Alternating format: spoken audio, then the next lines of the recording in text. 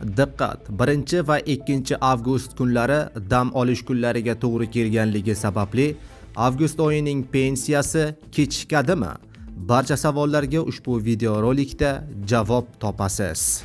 Assalomu alaykum, hurmatli tomoshabinlar. O'zbekiston va jahonda sodir bo'layotgan so'nggi xabarlarni doimo kuzatib borish uchun like bosib qo'yishni unutmang. Like bosganlar videorolik oxirida 15 ming so'm egasi bo'lasiz. O'zingizni aldamang, tez-tez hojatga chiqish, siyganda qiynalish, kechasi uxlay olmaslik bu oddiy shamollash emas, bu prostata muammosi. Agar bugun e'tibor bermasangiz, ertaga og'riq ham, asorat ham kuchayadi.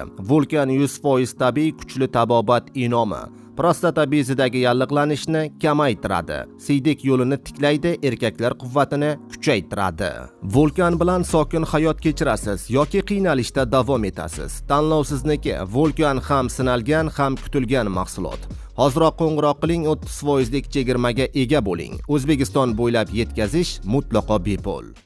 Diqqat qiling, 1 va 2 avgust kunlari dam olish kunlariga to'g'ri kelganligi sababli avgust oyining pensiya to'lovlari bo'yicha ayrim fuqarolarda savollar yuzaga keldi. Budjetdan tashqari pensiya jamg'armasi viloyat boshqarmasining ma'lum qilishicha, plastik karta orqali pensiya oluvchi fuqarolarga pensiya mablag'lari 3 avgust dushanba kunidan boshlab o'tkazish boshlanadi.